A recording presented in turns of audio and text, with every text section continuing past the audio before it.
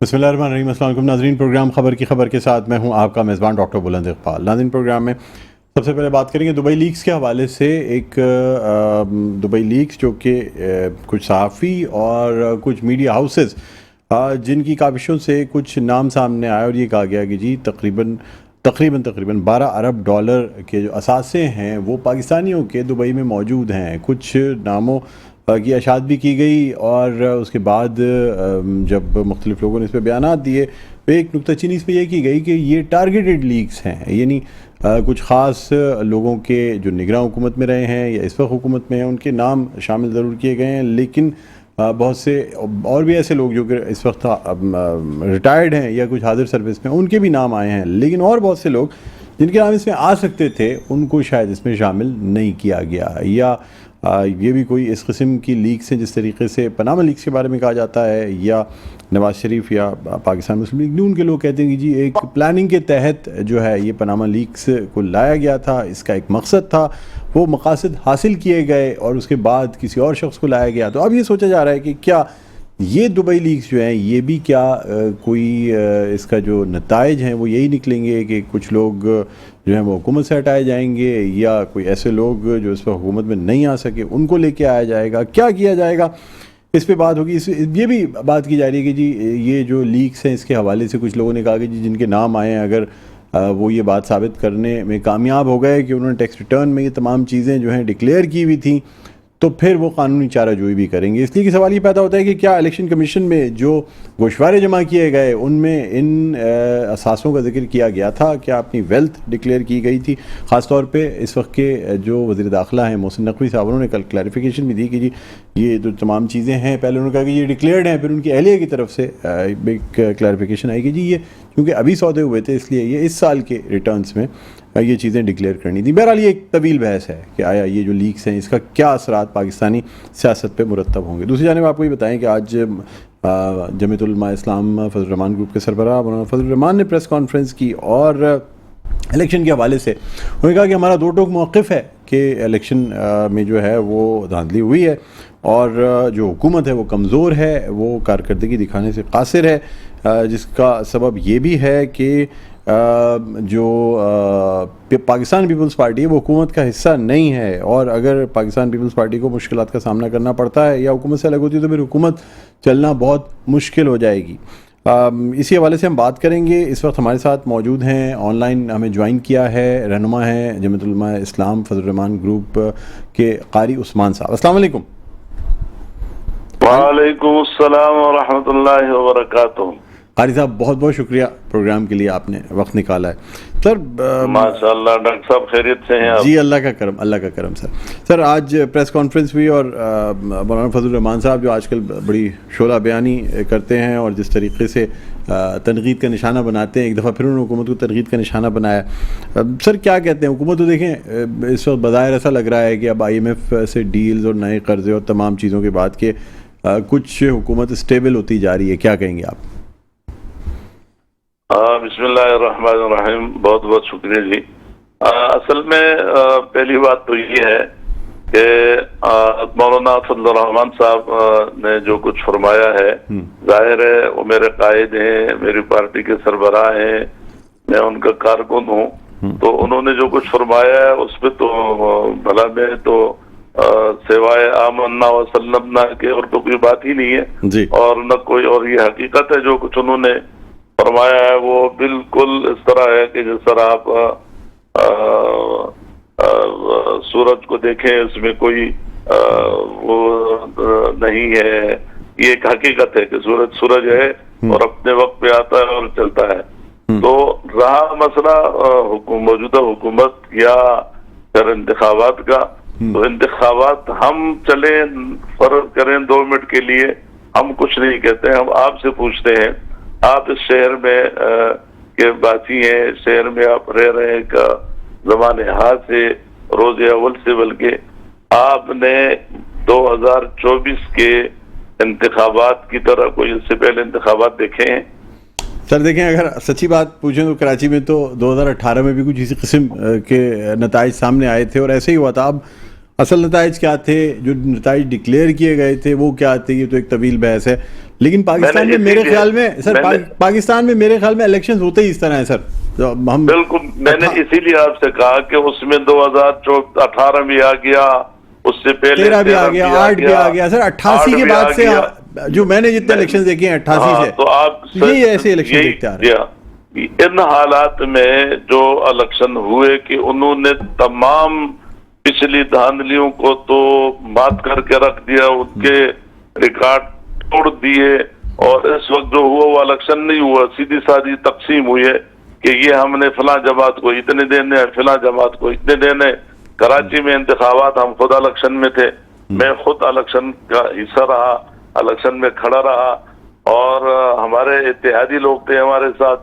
جو ہوا، کوئی ایک سیٹ بھی کراچی میں جیتنے والا امیدوار نہیں ثابت کر سکتا ہے کہ اس کو جو ہے وہ صحیح معنوں میں اسے قوم نے، عوام نے ووٹ دیا ہے. سر اگر میں آپ سے ایک سوال کروں کہ پھر آپ کے مطابق کراچی کا مینڈیٹ کس کے پاس تھا؟ یہ الیکشن کون جیت رہا تھا جس کو نہیں جیتنے دیا گیا؟ دیکھیں، اگر واضح اس طرح ہوتا کہ انتخابات جو ہے وہ ان کو چھوڑا جاتا شفاف، جو بھی جیتتا، لیکن کوئی ایک جماعت اس طرح نہیں نکل سکتی تھی. نہیں سر، اب آپ کہہ رہے ہیں نا کہ دھاندلی ہوئی، اس وجہ سے یہ سیٹیں جو ہیں یہ ایم کیو ایم کو مل گئیں، اور ایک آدھ سیٹ جماعت کے ہاتھ میں آ گئی، اور باقی جو ہیں وہ پیپلز پارٹی کو مل گئیں. تو اگر یہ سیٹیں نہیں تھیں اور یہ مبینہ طور پہ دھاندلی کے بعد یہ سیٹیں ملیں، تو اصل حقدار کون تھے سر؟ آپ کو اندازہ تو ہوگا نا جس کی بیس پہ آپ باتیں کر رہے ہیں. میں یہ نہیں کہوں گا کہ بس ساری سیٹیں ہمیں ملنی تھی. ہم نے تو اتحاد کے اندر فیصلہ ہی صرف 4 سیٹوں پہ کیا تھا کہ 4 سیٹوں پہ ہمارے امیدوار کھڑے تھے، یعنی اتحاد کی صورت میں، اور 2-4 جو تھے وہ آپس میں، یعنی ہمارے ویسے، یعنی 5-6 سیٹوں پہ ہم کھڑے تھے.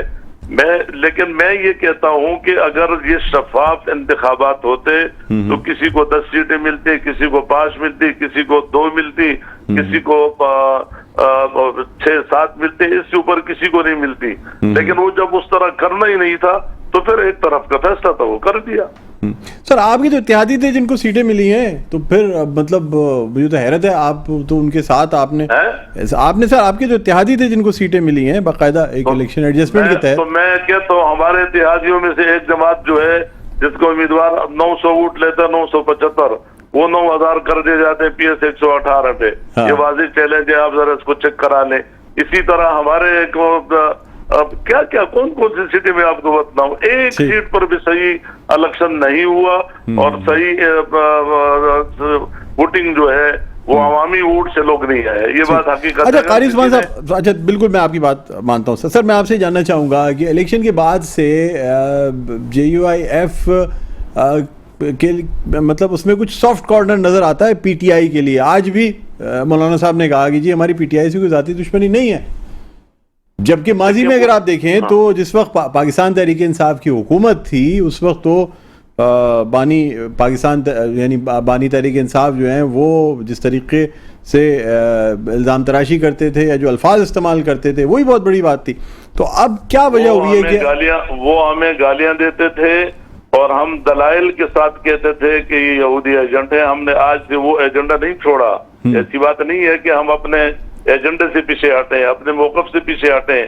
لیکن ایک بات ہوتی ہے کہ سیاسی میدان میں اگر کوئی برف جو ہے وہ پگھلتی ہے تو اس کے لیے بیٹھا جاتا ہے. بات ہوتی ہے اگر اس وقت وہ PTI والے ہمارے سامنے بیٹھ سکتے ہیں، ہمارے پاس آتے ہیں، تو ہم نے ان کو دروازے سے دھتکاریں گے نہیں، واپس نہیں بھیجتے ہیں. اور نہ کوئی ہمارا ان کے ساتھ اتحاد ہوا، اور نہ کوئی ماضی قریب میں کوئی اس طرح کی کوئی امید ہے کہ ہمارے اتحاد، ہمارے اور ان کے درمیان پہاڑوں کا وہ فاصلہ ہے. وہ نظریاتی مسائل ہیں، ہمارے سیاسی مسائل ہیں. یہ تبھی حل ہو سکیں گے کہ جب اس بنیاد پر بیٹھا جائے اور ہم ایک دوسرے کے قریب آئیں، تو تب تو کوئی بات بن سکتی ہے. لیکن اس وقت جو بات ہم کہہ رہے ہیں کہ PTI کا جو موقف ہے ہمارا بھی وہی موقف ہے. لیکن PTI کا تو مخصوص علاقوں پہ، ہم تو پورا ملک کے حوالے سے کہہ رہے ہیں. پھر صوبہ خیبر پختونخوا میں جو ہے ہماری سیٹیں PTI کو دی گئی ہیں، ٹھیک ہے. اور ہم بلوچستان میں ہماری سیٹیں جو ہیں وہ کچھ نون کو دی ہیں اور کچھ پیپلز پارٹی کو دی ہیں. وہ ہمیں ایک واضح چیز ہمارے ساتھ ہوئی ہے نا. کراچین میں ہماری جیکب آباد, شکارپور, گھوٹکی میں ہماری واضح جیتی ہوئی سیٹیں جو ہے 100 یعنی فارم 45 پہ, کہیں ہم 10,000 کی لیڈ پہ, کہیں ہم 7,000 کی لیڈ پہ نا, وہ ریکارڈ کا حصہ ہے. ہمیں دھڑلے سے نیچے پھینک دیا اور دوسروں کو آگے کر دیا. تو اب یہ ایسی چیزیں ہیں کہ ہم اس پورے ملک میں جو الیکشن کا رزلٹ ہے ہم اسے تسلیم نہیں کرتے ہیں. ہم اور اب اپنے جو مخصوص علاقے ہیں, بلوچستان کا بھی بتلا سکتے ہیں, خیبر پختونخوا کا بھی بتلا رہے ہیں, سندھ میں بھی جو ہمارے ساتھ ہوا, کراچی میں تو جو ہمارے ساتھ ہوا ہمارے اتحادیوں نے ہمارے ساتھ دھوکہ کیا, اس بات کو ہم چھوڑ دیتے ہیں.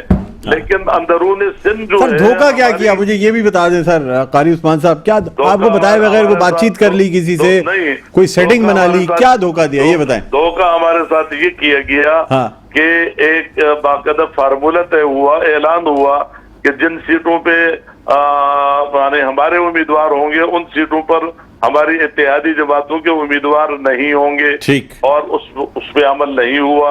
ایک سیٹ جو ہے وہ ہمارے لیے انہوں نے سرا خالی نہیں کی, اور ہم نے پورے شہر میں, اب بھی ریکارڈ آپ ان سے چیک کریں کہ پورے شہر میں ہم نے اکثریتی حلقوں میں ہم نے ایم کیو ایم کے ساتھ دیا, ہمارے لوگوں نے ان کو ووٹ دیے. تو سر الیکشن سے پہلے یعنی اس دن سے پہلے آپ یہ الحاق ختم کر دیتے, آپ کہتے بھائی ٹھیک ہے. یعنی الحاق کا ختم کرنا یہ ہے کہ ہم تو اخلاقیات کے حدود میں رہے, ہم بار بار آخری رات تک انہیں میسج کرتے رہے, بات کرتے رہے, فون کرتے رہے کہ بھائی آپ نے کہا تھا, ہمارے پاس ریکارڈ موجود ہے, آپ کو سننا چاہیں گے تو میں آپ کو ریکارڈ سنا سکتا ہوں کہ آپ اطمینان رکھیں, آپ آرام سے انشاءاللہ تعالی جو وعدہ ہوا اس پہ عمل ہوگا.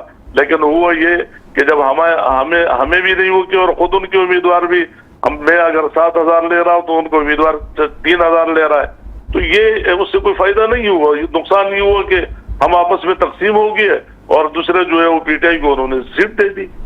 تو یہ ایک میری سیٹ نہیں ہے, مطلب پورے شہر میں ہمارے ساتھ تو یہ ہوا, اور ہم نے ووٹ دیے. ہم چونکہ ایک وعدہ کر چکے تھے, ہم نے اپنے امیدواروں کو ٹکٹ جاری صوبائی جماعت نے نہیں کیے تھے, ہم وہاں آخر دم تک ساتھ رہے, ووٹ کے دن بھی ہم ساتھ رہے, تاکہ یہ نہ کہا جائے کہ جمعیت علماء اسلام نے دھوکہ کیا, ہم نے نہیں کیا. اور آپ پوچھ سکتے ہیں, آپ ڈاکٹر فاروق ستار صاحب سے پوچھ سکتے ہیں کہ ہمارے لوگوں نے ووٹ دیا یا نہیں دیا. آپ مصطفیٰ کمال صاحب سے پوچھ سکتے ہیں کہ ہمارے لوگوں نے, کسی بھی ایم پی اے میرے سے پوچھ سکتے ہیں کہ اس کے حلقے میں جے یو آئی نے ان کو ووٹ دیا یا نہیں دیا. اگر وہ کہتے ہیں نہیں دیا تو ایک حلقہ مجھے بتا دے, اور میں کہتا ہوں کہ ہمارے ساتھ جو انہوں نے فیصلہ کیا تھا ایک جگہ میں ہمیں ووٹ نہیں دیا. ٹھیک ہے. اچھا سر مجھے یہ بتا دیجیے گا کہ اب یہ, اچھا سر یہ جو دبئی لیکس اب سامنے آ گئی ہیں, یہ بڑی اس کی بات کی جا رہی ہے, اور میرے بھائی کئی لیکیں آئی ہیں, آئیں گی, جائیں گی, اور اس کا ایک ہی حل ہے کہ پاکستان کو صحیح راستے پہ چلانے کے لیے شفاف اور غیر جانبدار الیکشن ہو, جس میں کسی قسم کی کوئی مداخلت نہ ہو, اور ایک اس الیکشن کی روشنی میں جو صاف ستھری قیادت آئے گی, یہ تمام لیک سیکھیں اور یہ ساری چیزوں کا مسئلہ پھر انشاءاللہ حل ہوگا. نہیں لیکن آپ کیا سمجھتے ہیں یہ کسی مقصد سے, سر میرا سوال آپ سے یہ ہے کہ کیا سمجھتے ہیں کہ یہ لیکس بھی کسی مقصد سے لائی گئی ہیں, یا یہ کہ یہ ایسا مطلب جو نام ہے ان پہ باقاعدہ ان پہ تفتیش بھی ہونی چاہیے, اور ان کو جو ہے نا وہ اگر کوئی اس میں شامل ہے تو اس کو سزا بھی ملنی چاہیے. آپ کا کیا موقف ہے سر پارٹی کا اس حوالے سے؟ مسئلہ یہ ہے کہ جہاں انصاف ہو تو ہم سزا کی بات کریں, یہاں انصاف نام کی کوئی چیز ہی نہیں ہے تو ہم کیا سزا کی بات کریں. بس ہم اور آپ سنتے جائیں گے, اڑتے جائیں گے, پاکستانی قوم جو ہے وہ ذلیل ہوتی جائے گی, اس کو ہر طرف سے نوچا جائے گا, کبھی اس کو بجلی کے بل کی طرف سے کے ذریعے سے نوچا جائے گا, کبھی گیس کے بل کی طرف سے نوچا جائے گا, کبھی مہنگائی جو ہے وہ آسمان تک پہنچا دی جائے گی, اس پہ نوچا جائے گا, اور بڑے جو ہیں ان کے کبھی لکس آئیں گے ایک دوسرے کو تھوڑا اوپر نیچے دکھا کے, اور جس سے جو لینا ہے وہ لے لیں گے. اللہ خیر اللہ ساری لیکیں ختم ہو جائیں گی. ٹھیک ہے چلیں, بہت بہت شکریہ قاری عثمان صاحب پروگرام کی آپ نے وقت نکالا. رہنما جمعیت علماء اسلام فضل الرحمان گروپ قاری عثمان ہمارے ساتھ موجود تھے.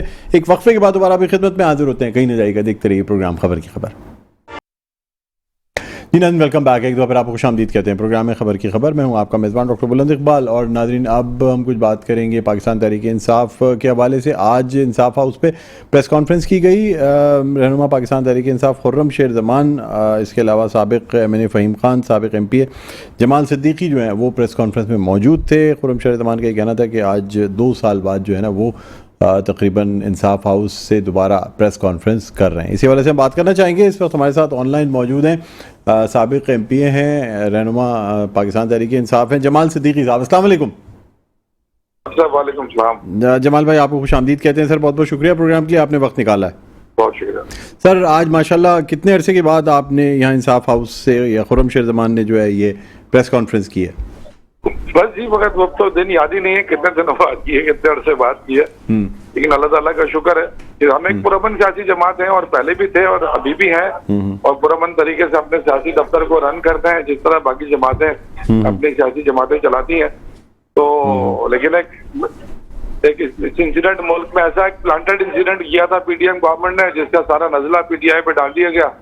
तो सजा हमने भुगती है। हमारे दफातर अल्लाह ताला का शुक्र है कि अब खुल गए हैं और हमारी लीडरशिप भी मौजूद है ग्राउंड पे, और हम अपनी अदालतों के भी शुक्रगुजार हैं और उन दखलदार लोगों के भी शुक्रगुजार हैं जो हमें गलत समझते थे कि शायद हम लोग गलत लोग हैं। लेकिन जाहिर है हर चीज नजर आ जाती है कि हम गलत नहीं हैं। खुर्रम शेर ज़मान भी मंजर आम पे आए हैं। अच्छा, मुझे बताइएगा कुछ क्या थोड़ी नरमी नजर आ रही है आपको?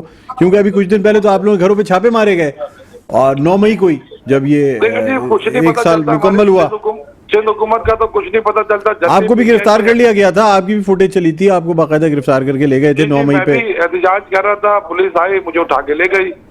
तो ये तो पता नहीं क्या सिंध हुकूमत ने एक वतीरा बना लिया है कि हम जब भी एहतजाज करने निकलते हैं तो एक दिन पहले, एक रात पहले वो हमारे घरों पे, हमारे वर्करों पे छापे मारते हैं, और उसके बाद जहाँ भी एहतजाज करते हैं। तो लेकिन ये तो एहतजाज हर सियासी जमात। लेकिन सर, अब आप लोग भी माशाल्लाह इतने समझदार हो गए हैं कि उन छापों में कोई पकड़ा नहीं जाता। आप लोग मेरे ख्याल में अपने घरों पे होते नहीं, आपको पहले से पता लग जाता है कि छापे पड़ने वाले हैं।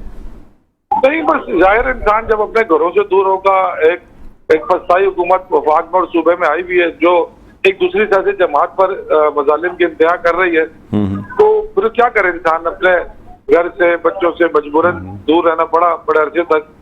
हमें तो अफसोस है कि ये हमारी सिंध और वफाक में जो हुकूमतें हैं वो भी एक सियासी जमातें हैं। ये अदालत को ये बुरे वक्त सब पे आते हैं जी जी। लेकिन जिस तरह ये हमारे साथ हर बार ज्यादती करती है सिंध पुलिस, तो हम इस पर अफसोस ही कर सकते हैं, क्योंकि सिंध पुलिस एक ऐसी पुलिस है जो ना पक्के के डाकू पकड़ सकती है, ना कच्चे के पकड़ सकती है। वो मासूम सियासी वर्करों के पीछे डंडा लेके दौड़ती रहती है, और वो समझते हैं तो उनका फर्ज और उनकी जो ड्यूटी सिर्फ यही है। लेकिन बदकिस्मत ये है कि आज भी कराची शहर में सैकड़ों लोगों के हाथों से मोबाइल सरेआम छीने जाते हैं, वारदातें होती हैं, क्राइम रेट आप देखें शहर का किस कदर बढ़ गया है। पूरे माह रमजान में इस कदर क्राइम रेट बढ़ा हुआ था कि मासूम नौजवानों की कितनी हलाकतें हुई। उस तरफ ध्यान नहीं जाता इन हुकूमतों का, इस पुलिस का। इनका ध्यान सिर्फ सियासी वर्गों की तरफ जाता है जो बेचारे अपने हक के लिए अपने एक पुरअमन सियासी जद्दोजहद करते हैं। अच्छा जमाल साहब, यहाँ से एक सवाल करना चाहूँगा। गुज़िश्ता दिनों हलीम आदिल शेख साहब ने जो है वो कराची के हवाले से अहदेदारों का ऐलान किया। पुराने अहदेदार, आप या जो पुराने कारकुनान हैं, खुर्रम और बाकी लोग, सर क्या वजह है? कुछ फिर क्या पार्टी में डिवाइड है या क्या क्या कहेंगे आप इस हवाले से? नहीं, ऐसी कोई डिवाइड नहीं है। देखिए, खुर्रम शेर ज़मान 2 दफा कराची के, 3 दफा बल्कि सदर रहे हैं, और इस वक्त जाहिर है वो लास्ट खुर्रम शेर ज़मान ही सदर थे। अब तंजीमी स्ट्रक्चर है, चेंज हो जाता है। अब खुर्रम यकीनन जो हमारे मरकजी काबीना है, तो खुर्रम सीनियर पोजीशन पे है। अब उनको मरकज की तरफ उनको ले जाया जाएगा, उन्हें रिकमेंड किया जाएगा, क्योंकि वो इस दौर से। लेकिन सर, पाकिस्तान तहरीक इंसाफ इस लॉबी और डिवाइड का शिकार शुरू से रही है, जो अब भी हमें नजर आ। हालांकि इतनी मुश्किल हालात में ये चीजें नहीं होनी चाहिए, लेकिन अब भी ऐसा महसूस होता है कि कुछ डिविजन्स हैं। क्या ये बात दुरुस्त है? देखिए, महसूस होता है, आप ठीक कह रहे हैं कि ऐसा महसूस होता है कि देखिए, जब पार्टी का सरबरा, घर का बाप सर पे ना हो, मौजूद ना हो, तो घर के अफराद बहुत सारी फैसला साजी में अख्तलाफ करते हैं कि कोई कहता है इस तरह होना चाहिए, कोई कहता है इस तरह नहीं, इस तरह होना चाहिए। तो जब घर का सरबरा होगा तो गाइडलाइन वो तय करेगा किस तरह होना चाहिए। तो ये छोटी मोटी चीजें होती हैं, जहाँ 2 पर्सन होते हैं तो वहाँ खड़कने की आवाज आती है। तो इसमें कोई ऐसी बड़ी चीज नहीं इख्तलाफ की। अच्छा, मुझे ये भी बता दीजिएगा कि अब ये दुबई लीक्स मंजर आम पे आई हैं, तो اس میں یہ کہا جا رہا ہے یہ ٹارگیٹڈ کیا گیا ہے، کچھ پارٹیز کو اس سے جو ہے وہ نبرد آزما رکھا گیا ہے، ان کو نہیں شامل کیا گیا ہے جان بوجھ کے، اور ان دبئی لیکس کا بھی کچھ مقصد ہے، یعنی جس طرح پاناما لیک سے بہت سے مقاصد حاصل کیے گئے، اس طرح شاید اس سے بھی کچھ مقاصد حاصل کیے جائیں. آپ کیا کہتے ہیں اس حوالے سے؟ دیکھیے دبئی لیکس ہو یا پاناما لیکس ہو، اگر کوئی کسی سیاسی آدمی کی جائیداد اس میں شامل ہے جو اس نے ڈکلیئر نہیں کی ہے تو وہ تو پھر مجرم ہے، اور جس کی جائیداد ہم نے ڈکلیئر کی بھی ہے تو وہ اس کی قانونی جائیداد ہے، اس کا اس بات کا حساب لیا جائے کہ جائیداد آپ نے بنائی کون سی تھی اور وہ کون سے ذرائع تھے. جہاں علیمہ خان صاحبہ کا بھی نام ہے اس میں. میں نے کہا نا کہ جن کے ڈکلیئرڈ ہیں اثاثے تو وہ ان پر تو کوئی ناجائز نہیں ہے، لیکن جن کا اثاثے ڈکلیئر نہیں، اچانک کوئی پراپرٹی سامنے آ گئی ہے تو یقیناً ان سے سوال ہوگا. اچھا ٹھیک ہے، تو مطلب آپ مطلب یہ سمجھتے ہیں کہ یہ صحیح جو چیزیں ہیں اس میں کوئی ایسی کسی مقصد کے تحت یہ لیکس نہیں لائی گئی ہیں؟ لیکن میں نہیں سمجھتا کہ اس کا کیا مقصد ہو سکتا ہے. کچھ اداروں کو بھی ٹارگٹ کیا گیا ہے، دیکھیں میں صاف الفاظ میں اگر بات کروں کیونکہ یہ لیک جو ہے یہ کوئی پاکستانی اداروں کی تو ہے نہیں، پاناما بھی پاناما سے آئی تھی، یہ دبئی لیکس بھی کسی اور. لیکن سر اس میں کچھ میڈیا ہاؤسز شامل ہیں، کچھ صحافی حضرات شامل ہیں جن پہ تنقید کی جا رہی ہے، خاص طور پہ آپ کی پارٹی کے سابق وزیر بھی ہیں، رہنما بھی ہیں، فیصل واڈا، انہوں نے بڑی، اور آپ کو پتہ ہے ان کے کنیکشنز، تو وہ جو باتیں کرتے ہیں اس سے اندازہ ہوتا ہے کہ وہ جو باتیں کر رہے ہیں ان کے پیچھے بھی ایک کوئی پیغام ہے.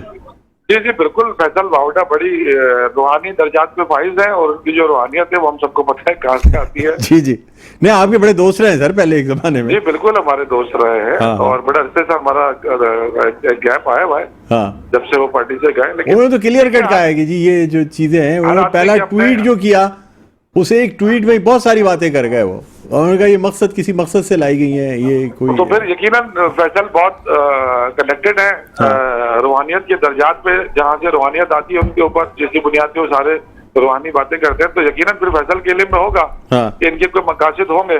لیکن میں سمجھتا ہوں کہ ہماری عدالتیں، ہمارا جو اہم ستون ہے ہمارے ملک کا وہ ہماری عدالتیں ہیں، اور اگر کوئی اس طرح کی انلیگل چیز ہے تو سر عدالتوں میں سے تو کسی کے نام نہیں آیا ہے، بات تو یہی کی جا رہی ہے کہ جی عدلیہ میں سے کسی کا نام نہیں آیا ہے. نہیں میں کہہ رہا ہوں کہ جن کے نام آئے تو کم سے کم جن کی جائیداد ڈکلیئر نہیں ہے تو پھر میں سمجھتا ہوں عدلیہ کو اس بارے میں سو موٹو لینا چاہیے کہ وہ اس بات کا جواب دے. کہ ہمارے پاس دیکھیں، ہم جتنا بھی چیزوں کو خراب کر لیں، ہم سیاسی لوگ جو ہوتے ہیں وہ ماضی کی ہمارا ریکارڈ آپ کے سامنے کہ ہم ہر ادارے کو پولیٹیسائز کر دیتے ہیں، جس کے بعد وہ ادارہ اپنی ساکھ ہو جاتا ہے، چاہے وہ نیب ہو، چاہے وہ ایف آئی اے ہو، چاہے وہ اینٹی کرپشن ہو.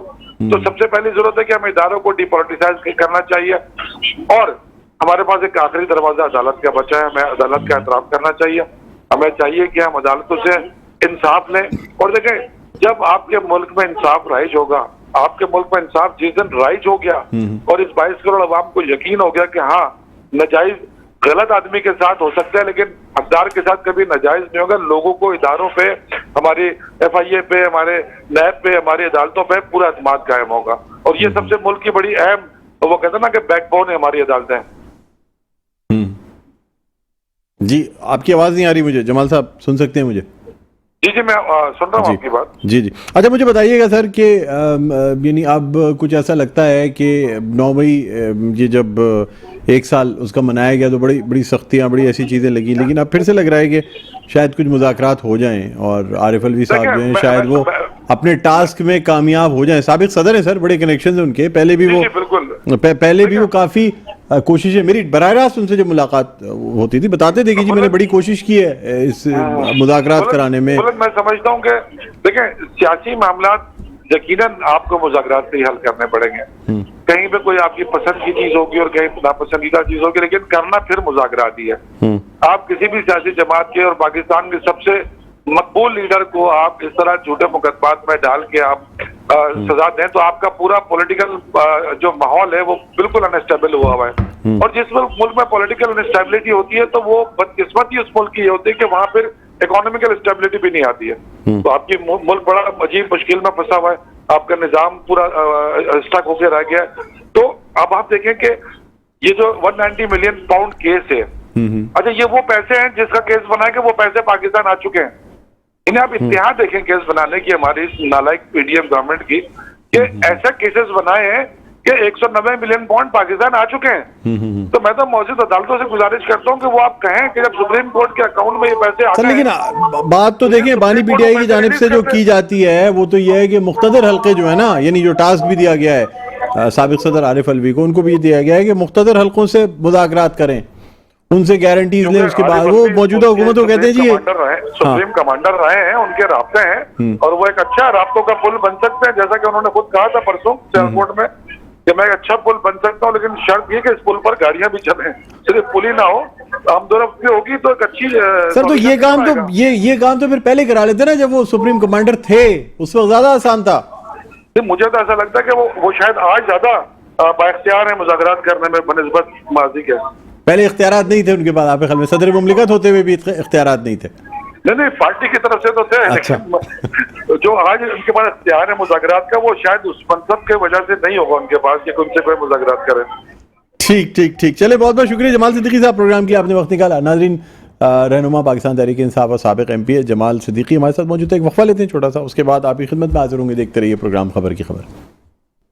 जी नाज़रीन, वेलकम बैक, एक दफ़ा फिर आपको खुशामदीद कहते हैं प्रोग्राम में खबर की खबर। मैं हूं आपका मेज़बान डॉक्टर बुलंद इकबाल। नाज़रीन, अब हम बात करेंगे एक नाखुशगवार वाक़े के हवाले से जो कराची के एक तालिब इल्म निहाल शेख के साथ पेश आया और डाकुओं की मुकाबला करते हुए उनकी गोली का निशाना बन गया। एक लौता बेटा था अपने वालिदैन इनका, जामिया कराची से ताल्लुक़ था। बहुत अफसोस की बात है, नमाज जनाजा में जो है वो मुतहरिक मूवमेंट के रहनुमा और अपोजिशन लीडर अली खुर्शीदी भी शरीक हुए। उन्होंने मीडिया से गुफ्तगू करते हुए काफ़ी तनकीद का निशाना भी बनाया सिंध हुकूमत को भी, पुलिस को भी। इसी हवाले से हम बात करना चाहेंगे। इस वक्त हमें ऑनलाइन ज्वाइन किया है रहनुमा मुतहरिक मूवमेंट पाकिस्तान जमाल अहमद साहब ने। अस्सलाम वालेकुम। जी जमाल साहब, क्या कहते हैं सर, कराची से स्ट्रीट क्राइम्स का जो जिन है वो बेकाबू होता जा रहा है, नहीं कंट्रोल हो रहा। आपने कई, आपकी जमात ने, आपकी लीडर्स ने बड़ी इस पे जो है वो तनकीद भी की है, नुक्ताचीनी की है, लेकिन फिर भी लगता है ऐसा है कि कराची में जो है बहुत ही हीरोइक एफर्ट्स की ज़रूरत है, इसको सेफ सिटी बनाया जाए तभी जाके ये जराइम रुक सकते हैं। क्या कहेंगे? बहुत शुक्रिया मेट्रो चैनल का, और आप लोग मुसलसल स्ट्रीट क्राइम पे एक अच्छा प्रोग्राम करते हैं ना। जी जी। अच्छा, मैं भी कई दफा आपके चैनल के थ्रू जो है बीपर से बहुत सारी बातें कर चुका हूँ, मगर अभी हाल ही में एक वाकया हुआ, आपको पता, कल जमाली पुल पे एक वाकया हुआ जिसमें 2 डाकू हलाक हुए और एक हमारे रिहायशी F ब्लॉक का नॉर्थ आजाबाद का निहाल 22 साल बच्चा उसको लूट रहे थे और उसकी जो है उसको शहीद कर दिया गया, और उसके मामू जो है वो जख्मी हुए। तो इस तरह का वाकया पुलिस बिल्कुल नाकाम है, इसके अंदर कोई भी मसला हल नहीं कर पा रही है, न डकैतों को पकड़ पा रही है। ये सारी सूरत आपके सामने है। अब हम तो सरकार से भी कहते हैं, वजीर दाखिला नंजाल साहब से भी कहते हैं, और पुलिस के SSP साहब, SHO साहब, अगर ये काम कर रहे हैं तो काम नजर होता हुआ नजर नहीं आ रहा है। कितने डाकू पकड़े, कितनी सजा हुई, कुछ नहीं पता चल रहा है। तो ये सूरत हाल अगर शहर में रहेगी, लोग बाहर निकलते हुए डरते हैं, बच्चे ख्वातीन डर रहे हैं। अच्छा, दूसरी चीज जो देखें, इसमें जजों का भी मसला है, हमारी कोर्ट का ही मसला है, क्योंकि हमारे आयोग जो है रिपोर्ट पेश जी जमाल साहब, आपकी आवाज़ मुझे नहीं आ रही है।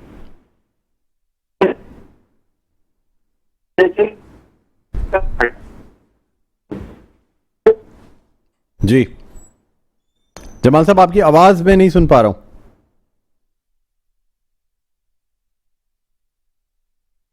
जी जमाल साहब, सुन सकते हैं मुझे? जी अब आवाज़ आ रही है जी। अच्छा, मैं ये कहता हूँ, आपको पता ना जमाली पुल पे एक वाकया हुआ, आ रही है आवाज़ आपको? जी आवाज़ आ रही है। जमाली पुल पे एक वाकया हुआ रात को तकरीबन 12:30-1 के करीब। उसमें 2 डाकू हलाक हुए। एक शहरी जो है जिसका नाम निहाल था, 22 साल बच्चा था, वो शहीद हो गया, उसके मामू जख्मी हुए, और उसके बाद पिस्तौल जो उसने मारा तो वो 2 डाकू भी हलाक हो गए, मगर उनकी गोली से जो है वो निहाल ब्लॉक F नॉर्थ आजाबाद का रहायशी था, इकलौता बेटा था, उसके घर का इकलौता बेटा। अब बताए किससे फरियाद करें? यानी कहीं भी किसी वक्त भी कोई भी मामला हो रहा है, कंटिन्यू चल रहा है स्ट्रीट क्राइम में।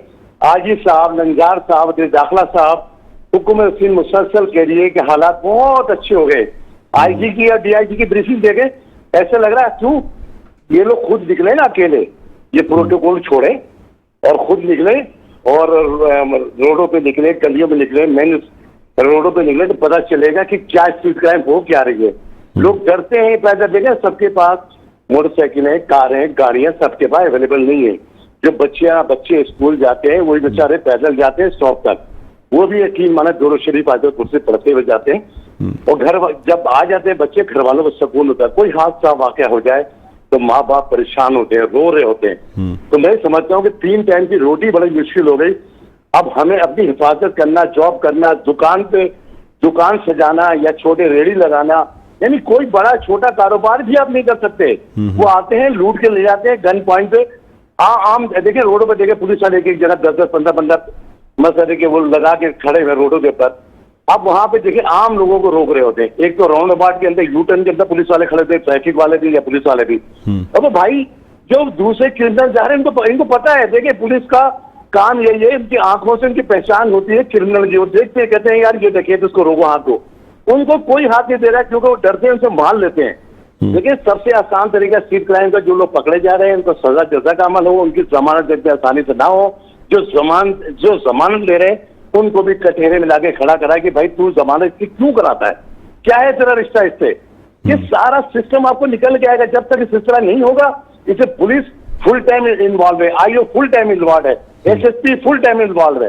कोई मसले का हल नहीं कर रहा है, सिर्फ रोलर होते हैं, नफरी नहीं है, फराना नहीं है। लंगदार साहब तो कहते हैं नफरी का कोई मसला नहीं है। तो भाई भी मसला स्ट्रीट क्राइम हल क्यों नहीं हो रहा है? सर लंजार साहब कहते हैं कि उन्होंने टास्क दिया हुआ है, वो कारकर्दगी देख रहे हैं, और जहां जहां कारकर्दगी नहीं मिलेगी उन सारे एसएचओस को, डीएसपीस को, इन सबको चेंज किया जाएगा। मेरी बात हुई थी उनसे, डायरेक्टली भी बात हुई थी। उन्होंने कहा कि हम पूरी कोशिश कर रहे हैं कि स्ट्रीट क्राइम को कंट्रोल करें। देखिए चेंज करने से मसले का हल हो तो रोजाना चेंज कर दें सर, क्योंकि सर मुत्तहदा ने तो ये कहा है ना सर, आपकी जो मेन उन्होंने कहा कि जी मुत्तहदा का मूवमेंट जो है वो ये कहती जी कि तासुब है पुलिस में, यानी पुलिस को जो है ये डिवाइड है कि इंटीरियर सिंध से लाके लगाया गया है लोगों को। जो बात उन्होंने कहा जी ये कौन सी बात है, पुलिस की कारकर्दगी पे बात करें, कौमियत पे क्यों बात करते हैं। देखिए कारकर्दगी के बाद देखिए मकामी पुलिस नहीं होनी चाहिए कराची की सर, बिल्कुल वजह फरमा रहे हैं। ये जो मेरी उनसे गुफ्तगू हुई, मैं वो आपको मन कोट कर रहा हूँ। नहीं मैं ये कह रहा हूँ, देखिए कहीं से भी लोग आ रहे हैं। देखिए वसाइल, देखिए हमारे पंजाब से, सरहद से, बलोचिस्तान सब जगह आ रहे हैं, पाकिस्तान सबका है और सब जगह जा सकते हैं। मगर अक्सर लोगों ने यहाँ रिहाइश अख्तियार की है, यहाँ रोजगार हासिल कर रहे हैं। लेकिन यहाँ पे जो पैसा मिल रहा है, जो एफएससी मिल रहा है, अवार्ड जो मिलता है वफाक से, तो उसको तो उस आबादी के हिसाब से मिलता है ना। तो आबादी भी बढ़ती जा रही है, पैसे भी नहीं मिल रहे, क्राइम बढ़ते जा रहा है। दूसरे सूबे से एंट्री हो रही है, रह रहे हैं, उसकी कोई एंट्री थाने में नहीं हो रही है। दुनिया के किसी ममालिक में हम वीजा लेके जाते हैं तो वहाँ टाइम कैबिल होता है कि 15 दिन के लिए वीजा इस शहर में रहेंगे और वहाँ एंट्री होती है सारी। यहाँ तो कुछ पता नहीं, जब चाहे आदमी यहाँ मारता है, यहाँ से चला जाता है पंजाब, यहाँ से चल रहा है गाँव देहात। तो कुछ सिस्टम नहीं है ना, कोई कानून इम्प्लीमेंट नहीं है। जो बॉर्डर है उसपे तरसील का अमल, हर तरह की तरसील का अमल भी जारी है। और ये जो है बेचारे जो देखिए आते हैं, क्रिमिनल आते हैं, ये गांव गोटों में जाके छुप जाते हैं। इस जगह अक्सरियत अगर हम उठा के देखें क्राइम में पुलिस वालों की इन्वॉल्वमेंट है, अगवा बराए सामान में इन्वॉल्वमेंट है। कई केस हम तो टीवी के जरिए, आपकी मीडिया के जरिए, सबसे रोजाना की बुनियाद पे देखते हैं। देखिए मुकामी पुलिस जब तक नहीं होगी, कराची का मसला नहीं हल होगा। और दूसरी चीज के पुलिस की नफरी में इजाफा किया जाए, 12-12 घंटे की ड्यूटी को खत्म करके 8-8 घंटे की ड्यूटी की जाए। यहाँ तो आपको पता है इलाके पैसे की बुनियाद पे पुलिस वाले की ड्यूटी लगती है, आपको पता है ये बात। जितना सन्नाटे वाली जगह होगी ना उसके रेट अलग होंगे, मोबाइल पे गाड़ी पे बैठने वाले के रेट अलग होते हैं। अगर कोई पैसा नहीं देता ना तो उसकी जो ड्यूटी लगती है वो बैंक पे लगती है, पेट्रोल पंप पे लगती है, ऐसी जगह लगती है जहां वो पैसा नहीं दे सकता। ऐसे भी पुलिस वाले हैं जो रिश्वत लेते हैं ना देते हैं, उनको बेचारों को दूर रखा जाता है इन चीजों से। चलिए ठीक है जमाल साहब, बिल्कुल इस पे हम दुआ ही कर सकते हैं कि कराची के हालात बेहतर हो। बहरहाल बहुत बहुत शुक्रिया, आपने प्रोग्राम के लिए वक्त निकाला। नाज़रीन रहनुमा मुत्तहदा कौमी मूवमेंट पाकिस्तान जमाल अहमद साहब हमारे साथ मौजूद थे, जिनका कहना था कि कराची के हालात जो हैं वो क्राइम के हवाले से बद से बदतर होते चले आ रहे हैं। बहरहाल अब कुछ हम बात करेंगे कराची के मौसम के हवाले से। गर्म तरीन दिन आज रिकॉर्ड किया गया और वैसे दर्जा हरारत तो 37 डिग्री सेंटीग्रेड रहा, लेकिन जो लोगों को महसूस हुआ वो 42 डिग्री सेंटीग्रेड से भी ज़्यादा जो है महसूस हुआ और शदीद गर्मी जो है वो नज़र आई।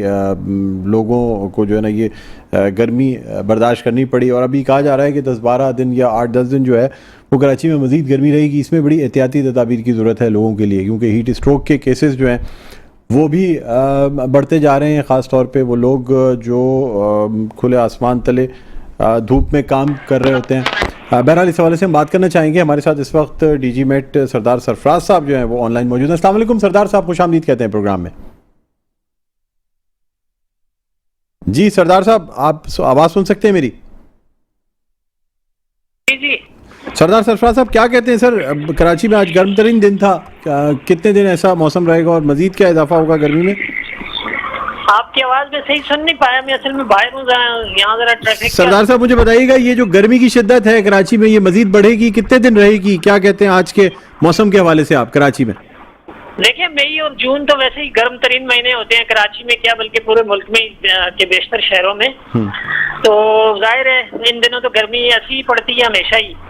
اور یہ جو 2 دن سے کراچی میں زیادہ ہو رہی ہے، گزشتہ دن 38 تھا اور آج 40 کے قریب چلا گیا ٹیمپریچر، تو یہ جو اتنا اضافہ ہوا ہے اس میں یہ ایک دن اور ہے، کل پرسوں سے پھر اس میں کمی آ جائے گی، پرسوں تو 37 تک ہی آنا چاہیے ٹیمپریچر، جو کہ 36 تو نارمل ٹیمپریچر ہے مئی کا۔ لیکن یہ 2 دن جو ہے 2 سے 3 دن اس میں اصل میں صبح کے اوقات میں ہوا جو ہے وہ سمندری ہوا کے بجائے شمال مغرب سے چلی ہے، آج بھی اور گزشتہ دن بھی، اور کل بھی اسی طرح کا ٹرینڈ رہے گا، تو اس وجہ سے ٹیمپریچر 40 تک پہنچ چکا ہے، تو ایک دن مزید گرم ہے زیادہ اور معمول سے زیادہ، ادروائز تو وہی 36-37 تو رہے گا، اگلے مئی کے بقیہ دنوں میں ایسے ہی رہے گا گرم اور مرطوب موسم۔ ٹھیک ہے، بہت بہت شکریہ سردار سرفراز صاحب، آپ نے پروگرام کے وقت نکالا۔ ناظرین ڈی جی میٹ سردار سرفراز صاحب ہمارے ساتھ موجود تھے، پروگرام کا اختتام پر پہنچتا ہے، مجھے بلند اقبال کو اجازت دیجیے، اپنا بہت خیال رکھیے گا، اللہ حافظ۔